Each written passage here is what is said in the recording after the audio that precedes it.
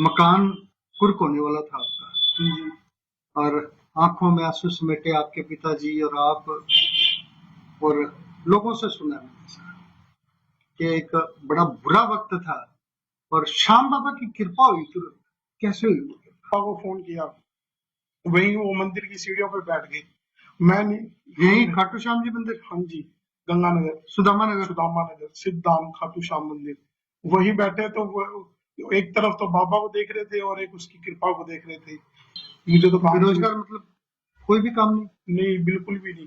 कुछ करने की कोशिश नहीं करी? बहुत कोशिश करी।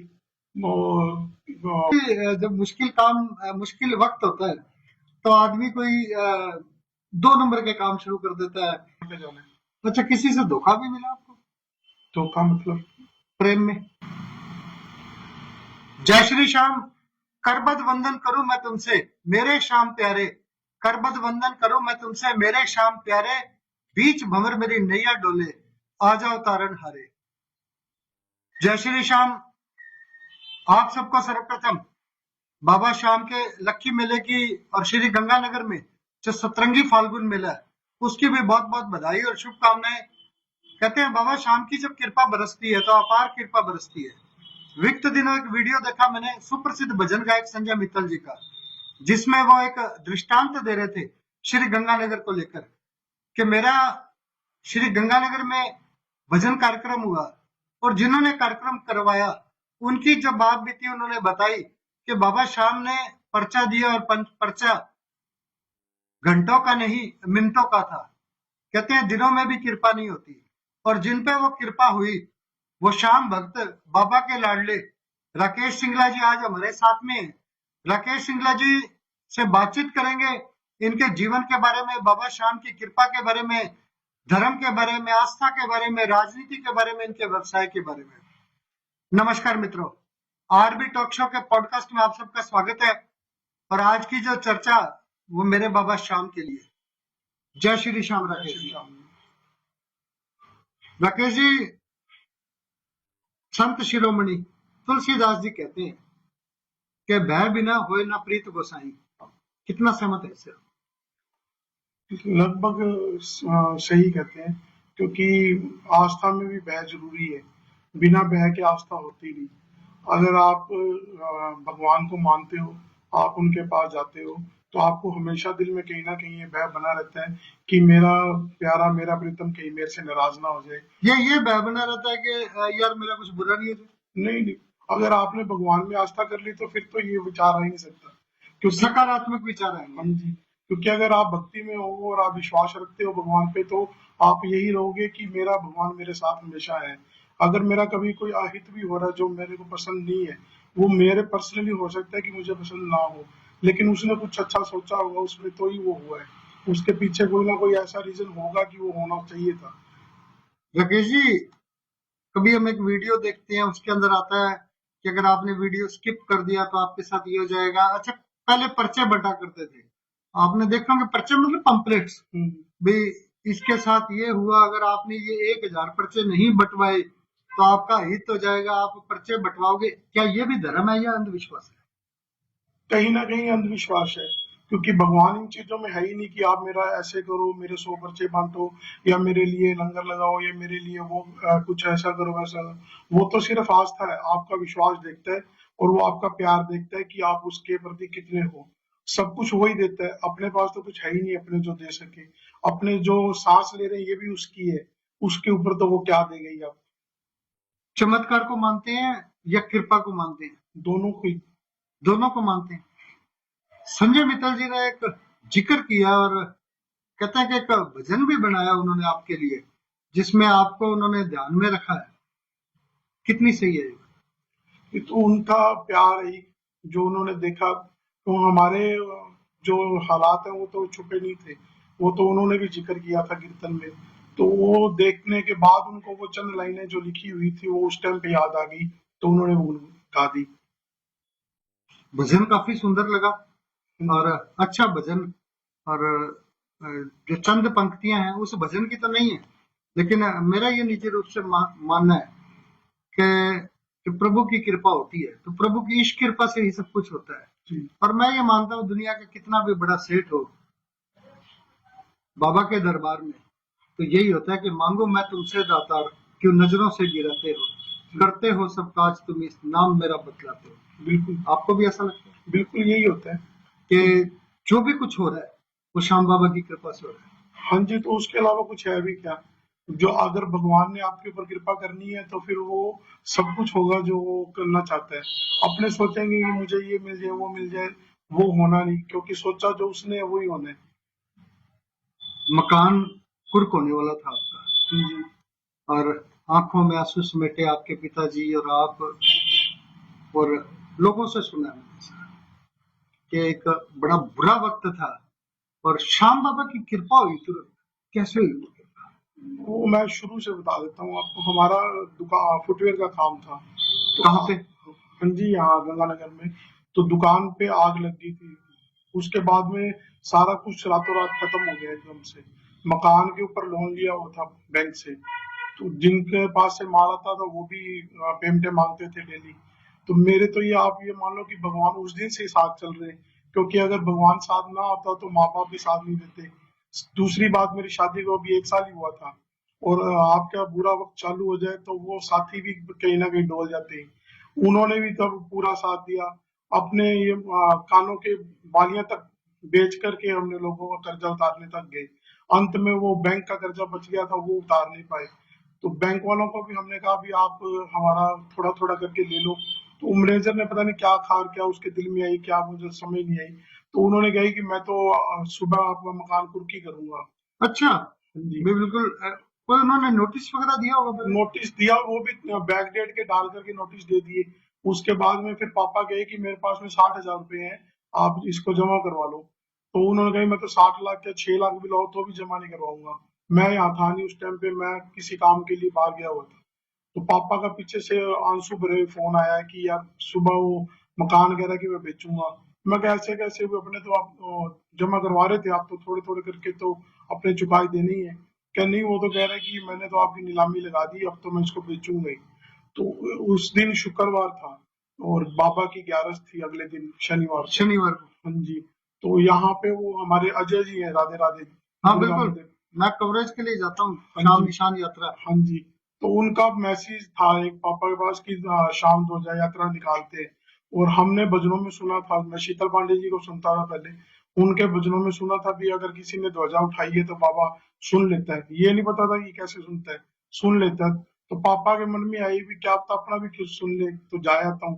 तो वो ध्वजा उन्होंने सुबह 7:30 बजे वो ध्वजा लेके उनके साथ और गए। कोई जानता नहीं कोई पहचानता नहीं, अपनी ध्वजा ली और उनके साथ मंदिर में ध्वजा अर्पण कर दी। जैसे ही बाबा के आगे चढ़ाई, उनके भाव क्या थे मुझे नहीं याद पता, क्योंकि वो तो उस टाइम उनके थे। मंदिर में ध्वजा चढ़ाने के बाद पहली सीढ़ी अभी उतरे ही थे, मेरे पास फोन आया बैंक, मेरा दोस्त है उसका उसी कि बैंक में? हाँ जी, कि जो मैनेजर था उसका फोन आया मुस्कुराते हुए कि भाई वो मुबारक हो। मैं किस लिए? कि तेरा मकान शायद बच जाएगा, मैनेजर का ट्रांसफर हो गया। मैं कहा ऐसे कैसे, अभी तो आया मैं 6 महीने पहले। बैंक का तो रूल है कि 3 साल से पहले तो ट्रांसफर हो ही नहीं सकता। वो कह नहीं, उसका तो पता नहीं क्या हुआ, अचानक ट्रांसफर हो गया। तो अब नया मैनेजर आएगा सोमवार को, तो तब देखते हैं क्या होगा तेरे मकान का। मैंने पापा को फोन किया, वहीं वो मंदिर की सीढ़ियों पे बैठ गए। मैं नहीं, यही खाटू श्याम जी मंदिर, हाँ जी, गंगानगर, सुदामा नगर? सुदामा नगर, सिद्धाम खाटू श्याम मंदिर। वही बैठे तो वो एक तरफ तो बाबा को देख रहे थे और एक उसकी कृपा को देख रहे थे कि जब सब कुछ ही खत्म हो गया, खत्म होकर के अपने रास्ते पे जा रहे हैं, तो उसने तुरंत ही सुन ली कि अभी तो अंदर जाके क्या किए आए होंगे कि बचा लेना, और इतने में उसका ट्रांसफर हो गया। वो पहला दिन था चमत्कार का। मेरे पास कोई काम नहीं था, बेरोजगार था मैं तो, 5 साल तक कोई काम नहीं था। तो उस दिन, मकान बच गया आपका? हाँ जी, उसके तो बाद नया मैनेजर जो है क्या काम सुने? फिर उसके पास मैं गया। 3 दिन बाद मैं आ गया था। फिर मैं गया, मैं क्या सर ऐसे करके ये मकान हमारा गिरवी है और ये हम थोड़े थोड़े करके पैसे भर सकते हैं, इकट्ठे तो मेरे पास है नहीं। आपको कि आज सारे लेके दो तो वो पॉसिबल ही नहीं मेरे लिए किसी भी कीमत पे। तो उसने कहा कि आप कितने कितने दे सकते हो। मैं कि यार मेरे को तो ये था कि ज्यादा से ज्यादा बता दूं तो कम से कम ये कह दे कि नहीं। मैं कि 50,000 रुपये महीने के मान लो दे दूंगा। क्या नहीं, आप तो 20-20 हजार ही दे देना, मैं मकान नहीं बिकने देता आपका, जब तक मैं रहूंगा तब तक नहीं बेचने देता। उस मैनेजर ने मेरे पास कभी 20,000 हुए थे मैं भराता था, कभी नहीं होते नहीं, लेकिन उसने मकान नहीं बिका। फिर बाबा की कृपा इतनी हुई कि हाँ, दिल्ली से दोस्त का फोन आया और कहा कि तू काम करेगा, मैं क्या कर लूंगा, मुझे तो काम चाहिए। बेरोजगार मतलब कोई भी काम नहीं, नहीं, बिल्कुल भी नहीं। कुछ करने की कोशिश नहीं करी बहुत नेपाल के कोशिश बाद? करी, मंदिर जाने से पहले बहुत कोशिश करी, बहुत हाथ पैर मारे, कभी क्या कर ले, कभी क्या, कभी 3 दिन 4 दिन में सब खत्म हो जाता था, चलता ही नहीं था आगे वो। उसके बाद जब पापा जाके मंदिर में, और उसके बाद ये आया, तो फिर उसका फोन आया दोस्त का। दोस्त तो वो पहले भी था, उसको पहले भी कहा था कि काम दे दे कोई हो तो, लेकिन तब शायद कृपा नहीं थी तो नहीं होना था। उसके बाद फिर उसका फोन आया, फिर उसने मुझे पहला काम दिया, प्रधानमंत्री किसान समृद्धि केंद्र के हमने केंद्र बनाए थे, तो उसका फ्लैक्स होगा और का काम दिया उसने। फिर उसके बाद में एक और पता नहीं बाबा ने कहाँ से भेजा, असम गवर्नमेंट का हमारे पास दालों का टेंडर दिलाया मेरे को। मुझे उस जिंदगी में नहीं पता था कि दालें खरीदते कैसे हैं, बेचते कैसे हैं, गट्टे की पैकिंग क्या होती है, उसकी नमी क्या ये होती है। सब रोजा ऑर्गेनिक्स यही काम करती है? हाँ जी। सरोजा ऑर्गेनिक्स तो आज की डेट में बाबा ने पता नहीं क्या बना दिया उसको, वो अलग ही चीज बन गई। मैं ये सोच रहा था भी जब मुश्किल काम मुश्किल वक्त होता है तो आदमी कोई 2 नंबर के काम शुरू कर देता है, भी कहीं से भी पैसे आ जाए, कैसे भी आ जाए, मैं मेरा परिवार भी चला लूं, लेकिन ऐसा कुछ नहीं हुआ। नहीं नहीं, इतनी तो कभी, ये तो भगवान की कृपा रही है कि 2 नंबर के तो कभी जिंदगी में ख्याल ही नहीं आया कि करने। 2 नंबर कुछ मीन्स उठा उठा पटक के जो पैसे रहते हैं। कुछ तो माँ बाप के संस्कार भी ऐसे हैं कि उन्होंने उस तरह से सिखाया ही नहीं कभी। उन्होंने मुश्किल हमेशा, वक्त में भी ये नहीं हुआ कि मुझे किसी ऐसे रास्ते पे जाना नहीं मतलब ही नहीं।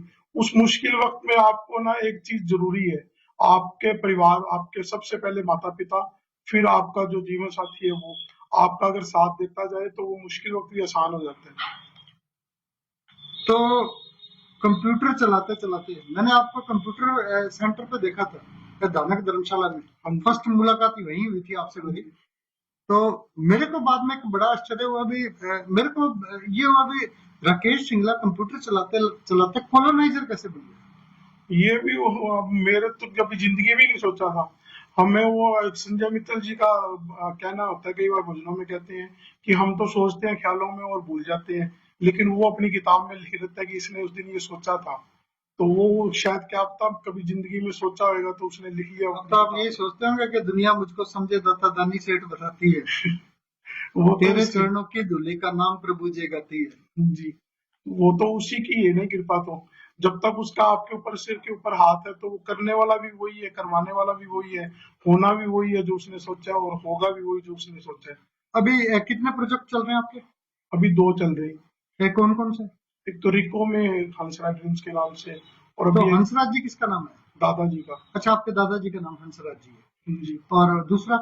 दूसरा सियागा वाली अक्का वाली रोड के ऊपर है। एक राकेश जी, मैं एक गौर करता हूँ, रिद्धि सिद्धि आंगन देखी होगी आपने। हाँ जी।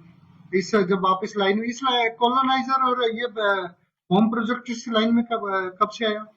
अभी पहले तो 2-3 लोगों के साथ पहले काफी कॉलोनियां देखी थी, चंडीगढ़ में भी, बठिंडा में भी, और में भी। लेकिन हो सकता है कि उस टाइम का एक्सपीरियंस दिमाग में था, तो वही लेकर के फिर आगे ये प्लानिंग करी कि ऐसे कर लेते हैं। रिद्धि सिद्धि आंगन को मैं देखता हूँ तो मैं ये सोचता हूँ कि ये कॉलोनी तो चलिए एक बिल्कुल एक आम लोगों के लिए काटी गई थी, हाँ जी। लेकिन वो कॉलोनी में जो लोग रहते हैं काफी अच्छे तरीके से रहते हैं, कॉलोनी भी काफी साफ सुथरी है, मुख्यमंत्री आवास योजना के अंतर्गत बनी है। आप बिल्कुल एक जीरो से चले हैं। हाँ जी। भाई बाबा ने आपको जीरो से उठाया बिल्कुल, हाँ जी। और जिस तरह आप बता रहे हैं तो वो जीरो भी कम पड़ जाती है, जीरो में भी कई माइनस जीरो में, लगा दी होगी। माइनस में जाएंगे। बिल्कुल, वहां से उठाया। आप कोई ऐसा प्रोजेक्ट लेके आएंगे जिससे आम जन को आप फायदा हो? वही हमने आकामाली रोड के ऊपर यही सोच के काटे। उसके अंदर में आम लोग जो लाख 2 लाख 3 लाख रुपए जो इकट्ठा करके अपना मकान सोचते हैं कि मेरे पास मकान हो, किराए के मकानों में रहते हैं, 10,000 रुपए किस्त जा रही है, वो किस्तें जाती रहती है सारा दिन, जिंदगी मकान अपना बनता नहीं। तो हमने वही सोच के 3 लाख 4 लाख रुपए में प्लाट काटे हैं वहाँ। वो भी गवर्नमेंट अप्रूव्ड होएंगे सारा, और उसमें पार्क है, सड़कें हैं, अभी लाइटें हैं। गवर्नमेंट अप्रूव नहीं होगी? लगाई है फाइल, वो हो जाएगी अभी। नहीं, अभी कृषि में या कृषि से चेंज होगी है? कृषि में है अभी तो, उसके इनिशियल प्रोजेक्ट है वो तो। अभी तो उसको फाइल लगाई है, उसमें ये हमने आपका सोचा, फ्यूचर का प्लान है ये? हाँ, महीने 2 महीने के बाद में वो मार्केट में आएगा। अच्छा, रेरा वाला क्या कॉन्सेप्ट चल रहा है? काफी पेपरबाजी हुई है आपकी कॉलोनी का, अन्य कॉलोनियों के लिए भी हुई। जी। तो आपकी जो अभी प्रोजेक्ट है वो रेरा अप्रूव नहीं है? रेरा में हमने फाइल लगाई हुई है, रेरा वैसे तो ठीक है, क्योंकि जो रेरा जो बना था वो तो उनके लिए बना था जो मेरे हिसाब से तो जो मल्टी स्टोरी फ्लैट बनते थे, क्योंकि प्रोजेक्टर भाग जाते थे जो डेवलपर थे, वो बिल्डिंगें आधी दूरी बनाते थे, वो हैंड ओवर करते नहीं थे जिन्होंने मकान खरीदे, तो वो बीच में लटकते रहते थे। तो फिर गवर्नमेंट ने रेरा का कानून बनाया। रेरा को अच्छा कानून मानते हैं हाँ, कुछ हद तक तो अच्छा ही है। आम पब्लिक के लिए तो। हाँ जी, तो आपने अपनी कॉलोनी रेरा अप्रूव्ड नहीं करवाई? करवाई हमने तो, लगा रखी है फाइल लगी है। हाँ जी। तो जो अभी आपकी जो कॉलोनी है वो वैध है क्या अवैध? वैसे तो वैध ही है, क्योंकि यूआईटी ने अप्रूव कर दिया, यूआईटी ने नक्शा अप्रूव कर दिया। वैध है, यूआईटी अप्रूव्ड है जी, यूआईटी से 90 की कार्रवाई सब हुआ सब हुआ है। हुआ हुआ है उसका तो 90। फिर इतनी पेपरबाजी कैसे? वो अब अपने अपने हिसाब से, किसी को किसी चीज की पब्लिसिटी चाहिए या कुछ और, तो किसी का भी नाम लिख सकते हैं, लेकिन अवैध नहीं आपकी कॉलोनी? नहीं, अवैध कैसे? कंफर्म है बिल्कुल आप? हाँ जी, अभी आज हमारी जो जमीन है वो यूआईटी के नाम चढ़ी हुई है, आवासीय के अंदर यूआईटी के नाम चढ़ी हुई है, नक्शा यूआईटी ने अप्रूव करके दिया हुआ है। नहीं, सिर्फ- ऐसा आ रहा है भी आप उन प्लॉट्स को तब तक नहीं बेच सकते जब तक रेरा का हाँ, वो तो है ही। बेचने के अंदर ये है ना कि वो रेरा का रजिस्ट्रेशन जरूरी है, क्योंकि रेरा के रजिस्ट्रेशन के बिना राजस्थान सरकार ने कर दिया कि पट्टा नहीं बनेगा, पता नहीं बनेगा। तो वो पट्टा बनाने के लिए रेरा का रजिस्ट्रेशन कब तक हो जाएगा आपका रेरा कवर के? मेरे हिसाब से 15-20 दिन में हो जाना चाहिए। बाकी कितनी तो फीस है इसकी? वो तो नॉमिनल सी फीस है, कोई ज्यादा लंबी चौड़ी फीस नहीं है। तो आप ये तो 2017 का कानून है, तो आप पिछड़ कैसे गए इसमें? पहले था नहीं इतना कि ये जो छोटी कॉलोनियां काटते हैं उनके लिए हमें पता नहीं था कि जरूरी है।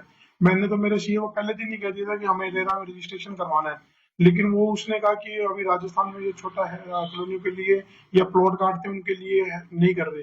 पीछे फिर अभी एक नया इनके पास नोटिस आया था कि जितनी भी कॉलोनियां उनको रेरा रजिस्ट्रेशन करवाने के बाद ही पट्टा इशू करना है, तो वो ये हमें जो आपका जो दूसरा प्रोजेक्ट है जो आप बता रहे हैं कि बिल्कुल आम लोगों के लिए आप लेके आएंगे, जी, और अभी तो वो एग्रीकल्चर लैंड या यूआईटी नक्शा पास हुआ उसका नहीं हुआ? वो ग्रामीण है, तो वो एसडीएम साहब से या कलेक्टर साहब से पास होगा वो। अच्छा, ग्रामीण क्षेत्र में। जी, तो उसके लिए वो लगाया हुआ है, वो 90 के लिए लगाई हुई है, तो 90 होने के बाद में फिर नक्शा पास होगा उसकी। तो अभी तो इनिशियल में है।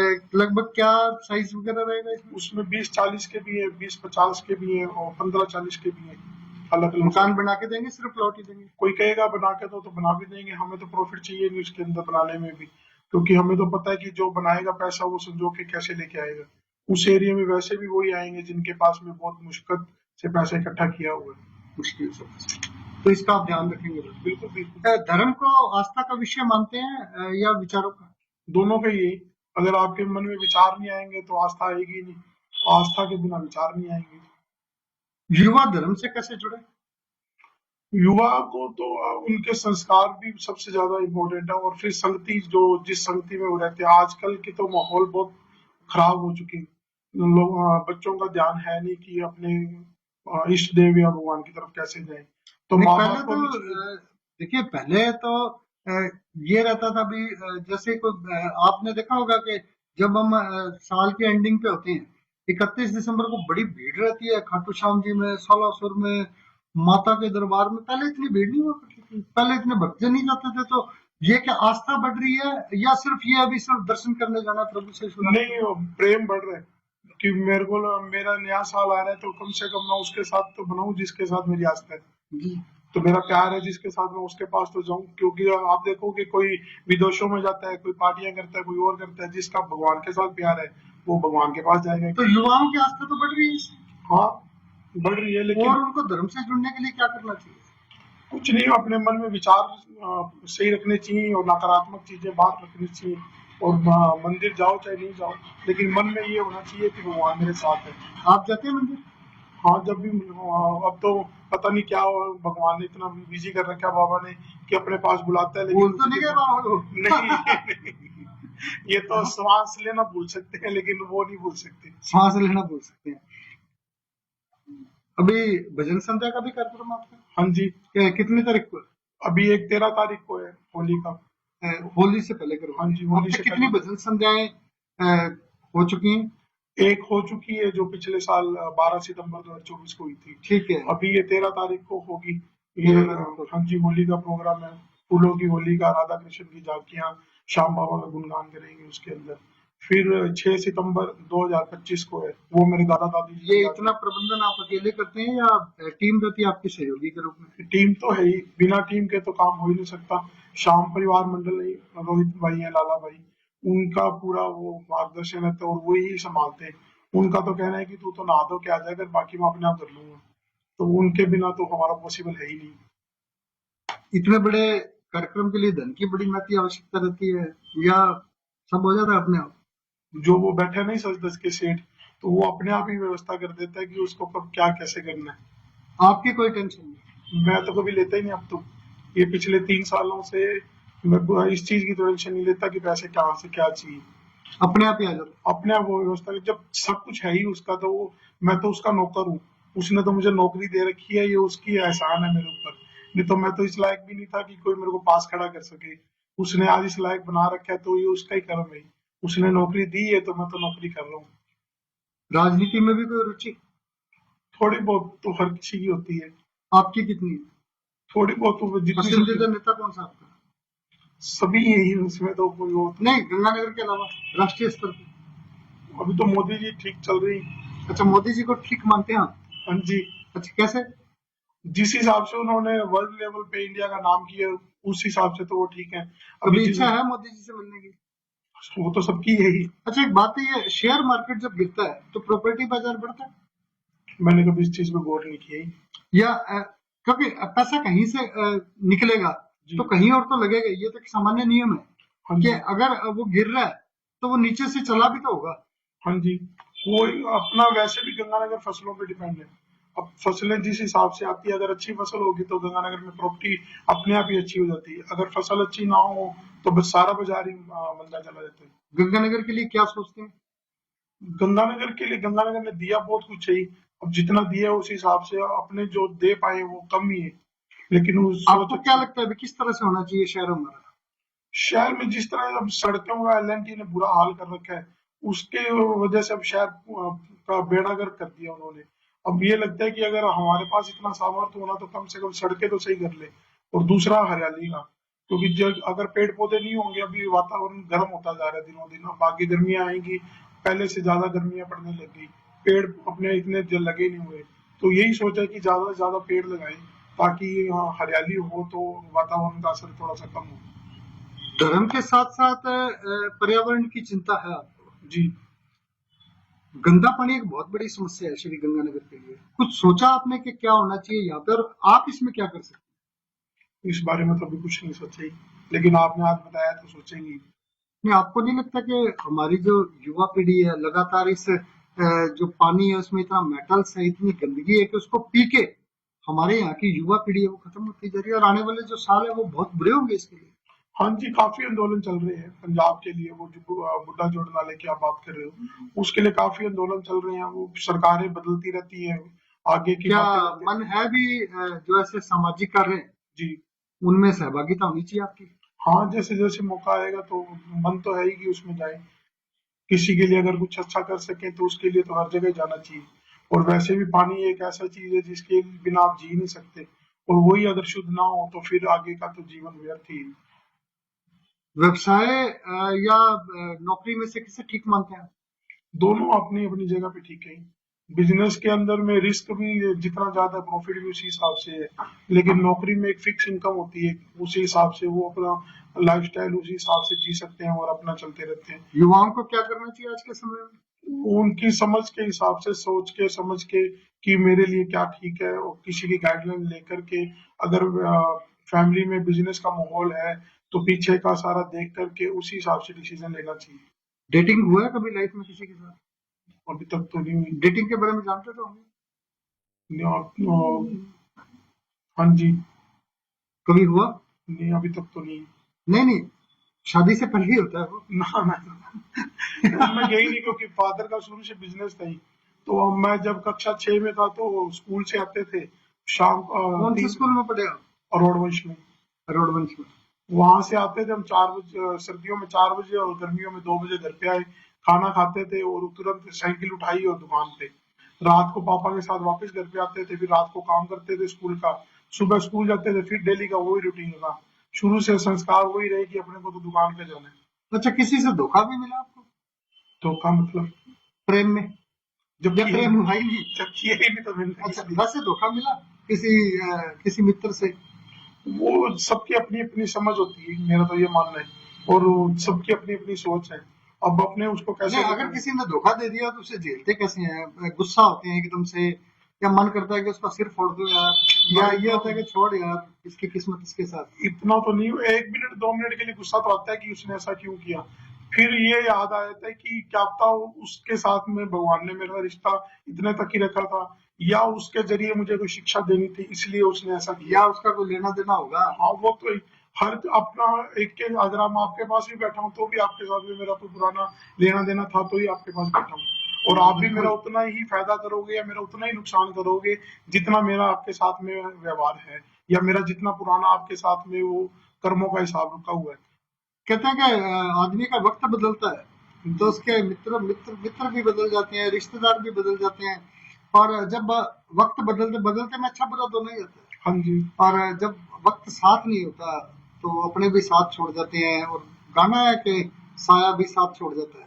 हाँ जी। तो जब एक बैड पीरियड चल रहा था, आप बेरोजगार, पैसे जेब में नहीं, दिल्ली जाने के लिए भी किराया नहीं, और ऊपर से मकान की कुर्की, ये सारे जब चल रहा था संताप, तब रिश्तेदार आपके साथ थे या? नहीं, रिश्तेदारों में मैं आज जिस चीज के लिए हम मानते हैं वो सभी रिश्तेदारों में सिर्फ एक मेरी बुआ है, उषा बंसल नाम है उनका। हमारे घर पे रोटी बनी कि नहीं बनी उसको पता होता था। वो किसी ना किसी बहाने से आकर के हमें सब्जी दे देती, कभी क्या दे देती। उसका एहसान है वो सारी जिंदगी का ही। हमने रोटी खाई कि नहीं खाई, दिन में 10 बार फोन करके वो अकेली पूछती थी, तो बाकी और किसी ने इस चीज के ऊपर ध्यान नहीं दिया। मम्मी को कोविड हो गया था, कोविड में वो 110 दिन हॉस्पिटल में रहे ऑक्सीजन पे। तो रोज बुआ ही पूछती थी कि आज ठीक है नहीं है, मैं आऊं, मैं क्या करूं। उसके अलावा तो कोई था नहीं। और दो दोस्त हैं जिन्होंने जिन आज तक साथ नहीं छोड़ा। दोस्त तो बहुत थे, 30-35 थे, लेकिन दो ही ऐसे बच्चे लास्ट में जिन्होंने आज तक साथ नहीं छोड़ा। मेरी जेब में ऐसे भी हालात थे कि पेट्रोल डलाने के लिए 10 रुपए नहीं थे बाइक में, मेरे खाते में 10 रुपए पड़े हैं। मैं उसको फोन करता था, भाई 90 रुपए डाल दे, मैं एटीएम से निकाल लूंगा, 100 का नोट निकलेगा। तो वो तुरंत डाल देता था। वो अनुराग नाम है उसका। मेरे को कभी मम्मी के अपने कोविड के टाइम पे पैसों की जरूरत पड़ी तो वो खुद अपने गारंटी के ऊपर जाकर के बाजार से पैसे ला के दिए उसने। अनुराग कौन है? मेरा दोस्त है। क्या करते हैं वो? उसका पावर टूल्स का काम है राजा डेयरी के पास में। राजा डेयरी। एक दोस्त है जगदीप गौतम, जिसको मैं मेरा गुरु भी मानता हूँ। वो उसने मुझे हमेशा, चाहे पैसे के लिए नहीं होती कोई चीज, लेकिन उसने हमेशा मुझे गीता सिखाई। गीता के अंदर क्या लिखा है वो मुझे हमेशा मोटिवेट करता रहता। कई बार ऐसा भी होता था कि लगता था यार छोड़ सारा कुछ और खत्म कर ले सारा कुछ, लेकिन वो मुझे हमेशा मोटिवेट करता था कि जब वो वक्त नहीं रहा तो ये भी नहीं रहेगा, नया आ जाएगा। अभी तो तू ये मान ले कि रात को सोया हुआ है और 12 बजे है और सुबह दिन होने वाला है, और उठेगा तो तब नया सवेरा आ जाएगा। तो उसने भी बहुत 8-9 साल बहुत हिम्मत दी उसने। आज भी वो मेरे साथ है, मेरे सभी काम में वो पार्टनर भी है मेरा। तो ये दो जनों ने कभी भी जिंदगी में साथ नहीं छोड़ा। और तीसरा माता पिता ने, मेरे माता पिता ने, मेरे पिता के जो हालात थे मैं मानता हूँ कुछ हद तक मैं जिम्मेवार था उसके लिए, जो अपने दुकान पे काम कर रहे थे और लेकिन उन्होंने कभी भी शिकंज नहीं आई कि ये आपके, मैं तुम्हें ऐसे कर दिया वैसे कर दिया। तो वो उनका भी बहुत योगदान है, मेरी मम्मी का भी। मेरी मम्मी ने भी नहीं कभी भी ये चीज मैंने भी एहसास होने दिया कि आज अपने ये हो गया या वैसे हो गया, या हम अपने कैसे जिएंगे कैसे नहीं जिएंगे। उनका भी था कोई नहीं हो जाएगा। दाती है ना मेरी मम्मी को, माता पे बहुत विश्वास है शुरू से माता ही। रानी को मानती है? दुर्गा माता वो शुरू से उनका उसी में आस्था है। तो वह दाती है, सब कुछ कर देगी, अपने आप करेगी। तो हो सकता है दाती ने ही श्याम बाबा का रास्ता दिखाया, तो वहीं तक गए आगे। वाइफ ने भी कभी भी शिकायत नहीं करी कि मैं वाइफ तो कहाँ से आपकी? रैशी नगर से ही। अच्छा, शादी आपकी रायसी नगर हुई है? हाँ जी। उसने भी कभी शिकायत नहीं करी कि मेरी नई नई शादी हुई है, मुझे ये दिलाओ मुझे वो दिलाओ। ये आप इस बात से समझ सकते हो कि मेरी भाभीियों के उतारे हुए कपड़े तक पहने उन्होंने उस टाइम पे। बेटी हो गई थी, बेटी के भी कपड़े भतीजियों के और उनके वो पहनती रही है। अब जाकर के कोई 2 साल पहले तक कुछ उनको सामान अब खरीदना चालू किया उन्होंने। बेटियां कितनी? 2 बेटी है। बेटा? बेटा नहीं है। चलो, श्याम बाबा कृपा करेंगे, वो भी वो जल्दी करेंगे। वो तो उनकी ही। बिल्कुल। बेटियां भी अच्छी है ही बेटों से तो। बेटियां बेटियां एक समान ही होती हैं। हाँ जी। राकेश जी, कलयुग का आधार किसे मानते हैं? कलयुग का आधार नाम है।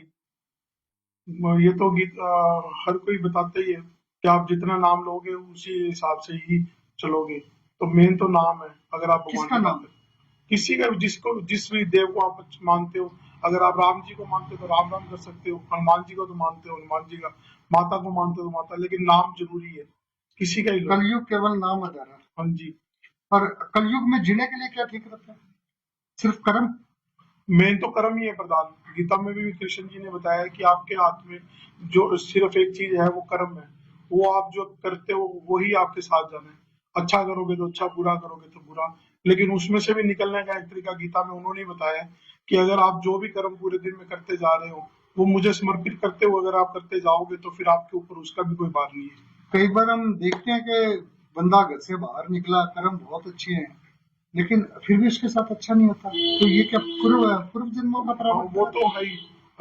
अगर आपने जो पूरब में जो बोया है वो तो अब फसल तो काटनी पड़ेगी। वो तो अभी काटनी पड़ेगी, आगे और पीछे का कुछ तो है ही नहीं। अब आप मान लो कि अगर किसी के पास कुछ नहीं था और एकदम से वो कुछ हो गया, तो हो सकता है भी पहले कुछ अच्छे कर्म किए हैं तो ही वो आज अच्छा हुआ है। और पहले कोई बुरे कर्म किए थे, आज अच्छे कर रहे हो तो वो बुरों का कभी ना कभी तो फल भुगतना ही पड़ेगा। फल भुगतना पड़ता है। धर्मपत्नी क्या करती है आपकी? हाउस वाइफ है। अब कैसा लगता है उनको? तो अच्छा ही है, बाकी आप मुझसे पूछोगे तो ज्यादा अच्छा बताएगी। बिल्कुल। और बच्चियां क्या करती हैं दोनों आपकी? एक तो भी छठी क्लास में है और एक अभी हुई थी पिछले साल ही, जुलाई में, 30 जुलाई को। जो जीवन है कितने वक्त के अनुसार चलता है, जैसा वक्त होता है वैसे ही दुनिया हो जाती है। आपके साथ भी ऐसा हुआ भी? आपका मन करता है तो नहीं होगा जो आपको छोड़ के चले गए थे बुरे वक्त में उनसे बातचीत करने का, या आप सोचते हैं अभी छोड़ यार? वो उनकी सोच थी, उनका समझ थी। आज कई लोग आते हैं जो छोड़ के चले गए थे, आज वो कहते हैं भाई भाई करके आते हैं या बेटा बेटा करके आते हैं, तो वो नेचुरल सी चीज है। आपको कुछ महसूस नहीं होता? मेरे को तो, मैं तो वो उसको देखता हूँ और उसकी कृपा को देखता हूँ और उसी में खुश रहता हूँ। आप उसमें खुश रहते हैं? श्याम बाबा कैसे प्रसन्न होंगे? भाव से होंगे। आप उनको सोचो कि ये वो भाव सोचने से आते हैं या एक मन स्थिति जो अपने आप परिवर्तित होती है? वही उसी से ही। अगर आप सोचो कि मैं उनको 56 भोग लगा दूं तो क्या लगाओगे, सब कुछ दिया तो उन्हीं के हुए। उन्होंने ही आपको दिया तो ही आप चल पा रहे नहीं, हो। फिर ये प्रक्रिया तो जरूरी होती है कि 56 भोग में अगर प्रभु समर्पण है तो वो तो प्रसाद के रूप में वापिस आ जाता है भक्त वो सेवा तो में। अगर आपने आस्था रख के कह दिया कि भगवान मैं तेरे को मैं खुद ही समर्पित हूँ तो फिर 56 भोग क्या करेंगे। तो वो तो आपके भाव में समा है सब कुछ। आपने अगर अपने भाव में कहा कि प्रभु मैं तेरे पास हूँ और मैं तेरा हूँ और तू मेरा है, तो वो तो उसी में ही प्रसन्न है। उसको ये थोड़ी चाहिए कि आप 56 भोग दो या बड़े बड़े लंगर लगाओ या बड़े बड़े और कुछ करो, वो तो आपके भाव में प्रसन्न है। भाव में प्रसन्न है, यानी कि भाव भाव से भगवान की प्राप्ति हाँ मानते जी। हैं। मैं तो ये मानता हूँ कि ये हर चीज सांस तक उसकी दी हुई है। सिर्फ जो भाव से दो आंसू आंखों से गिर जाए, वो अगर उसको दे दिया ना, उसके लिए तो वो है सबसे बड़ी चीज, कि आप उसकी कृपा को कैसे देखते हो, उसके भाव उसके प्रति कैसे रखते हो। पति पत्नी का सामंजस्य कैसा रहता है जीवन में? अच्छा ही। वो तो अब ये मान लो कि एक दूसरे का चेहरा देख के समझ जाते हैं कि क्या कहना चाह रहे हैं क्या नहीं। गृहस्थी की गाड़ी सही चलाने का कौन सा नियम मानते हैं? दोनों को एक दूसरे को समझना जरूरी है। आप ये नहीं कि मैं हूँ और सामने वाला कुछ कह रहा तो उसको इग्नोर करते हुए चले आजकल जाए। एक समस्या बड़ी बढ़ रही है कि एक्स्ट्रा मैरिटल अफेयर खूब होते हैं लोगों के, क्या कहेंगे इसको लेकर? मुझे तो ये चीज समझ ही नहीं आती, क्योंकि एक लड़की या औरत जो भी आपके शादी करके आपके घर पे आई, उसने अपने 20 साल 30 साल अपने माँ बाप के साथ बिताने के बाद विश्वास करके आपके घर पे आई है। फिर आप उसको धोखा देके किसी और की तरफ जाओ सिर्फ शरीर की चेहरे की खूबसूरती के लिए, उसके लिए तो फिर तो ये इससे बदतर चीज तो हो ही नहीं सकती। और अगर आप ये चीज दूसरी तरफ सोचो कि अगर आपकी बेटी हो और उसके साथ में उसका हस्बैंड ऐसा करे तो फिर आपको कैसा लगेगा। तो ये मेरे हिसाब से तो सही नहीं इसको आप सही नहीं मानते? है। सही कहीं मेरे लिए तो ये गुनाह है, जो जिसकी मुझे अब लगता है भगवान भी माफ नहीं करता होगा। भगवान माफ नहीं करता होगा। अभी जो आपका जो भजन संध्या का कार्यक्रम है, हाँ जी। कैसे चल रही है तैयारियां उसकी? तैयारियां अच्छी चल रही हैं। अभी संजय मित्तल जी को दोबारा से बुला रहे हैं गंगानगर। इसी तो भजन के कार्यक्रम में? नहीं, हाँ, 6 सितंबर को। 6 सितंबर को दोबारा जी। अभी जो भजनों का जो कार्यक्रम है होली से पूर्व, हाँ, 13 तारीख को। 13 तारीख को, उसमें किस किस को बुलाया आपने? उसमें सभी लोकल के ही, क्योंकि उनका भी कुछ होता है कि हमें भी कोई प्लेटफॉर्म मिले। मेरी सोच तो इतनी की है कि जितने भी श्याम बाबा के भजन गाते हैं, चाहे वो कोई भी है, उनको एक जगह पे स्थान मिलना चाहिए, क्योंकि वो जिसका गुणगान कर रहे हैं वो ही अमूल्य है। तो जो उनके मुंह से उनका गुणगान हो रहा है, तो उसके लिए उनको स्थान तो मिलना चाहिए। उनको स्थान मिलना चाहिए। क्या कहेंगे हमारे दर्शकों से? यही कि ज्यादा से ज्यादा संख्या में आए और बाबा का गुणगान सुने और अपनी जो भी बातें हैं वो बाबा से करें आकर। किस तारीख को है? 13 13 तारीख को शाम को, शाम को। स्थान क्या रहेगा? अमर पैलेस। अमर पैलेस। कहते हैं भगवान भाव से प्रसन्न होते हैं। ऐसा ही राकेश सिंगला जी का कहना है कि अगर हमारे भाव अच्छे होंगे और वो भाव अच्छे अच्छे कर्मों से होंगे, जब हमारे कर्म अच्छे होंगे तो हमारे भाव भी अपने आप अच्छे होंगे। और कभी जीवन में मुश्किलें आती है, और मुश्किलें जब आती हैं तो उसके पीछे भी कुछ ना कुछ अच्छा होता है, क्योंकि हमेशा जब बहुत गहन अंधकार हो जाता है तभी सूर्य की किरणें अपना प्रकाश फैलाती हैं और जीवन रोशन होता है। और भगवत प्राप्ति के लिए सबसे जरूरी है कि भगवान श्री कृष्ण जी के लिए कहते हैं कि कहे दुर्योधन ताई रुखा। जो दुर्योधन जैसे विचारों के व्यक्ति हैं आज भी, उनके लिए तो भगवान हमेशा से रुखे रहेंगे, लेकिन भक्त जनों के लिए भगवान हमेशा उनके हृदय में उपस्थित रहते हैं। जैसी उनकी मुश्किल होती है उन मुश्किलों का हल करते हैं। राकेश सिंगला जी का जो अनुभव है वो मैंने आपके साथ साझा किया, और मेरा आपसे निवेदन भी रहेगा, ये आपके एक दोस्त का निवेदन है कि आरबी टॉक शो के इस पॉडकास्ट को आप ज्यादा से ज्यादा जन जन तक पहुंचाने का कार्य करें। और हाँ, एक निवेदन है मेरा आपसे, विनम्र निवेदन है कि बाबा शाम की भजन संध्या में 13 तारीख को अमर पैलेस में जरूर पधारें। आपको भी आनंद आएगा और हमें भी आनंद आएगा। जय श्री श्याम। मिलते हैं फिर से एक बार एक नए पॉडकास्ट के साथ। धन्यवाद। जय हिंद, जय भारत। आपका राजेश अरोड़ा।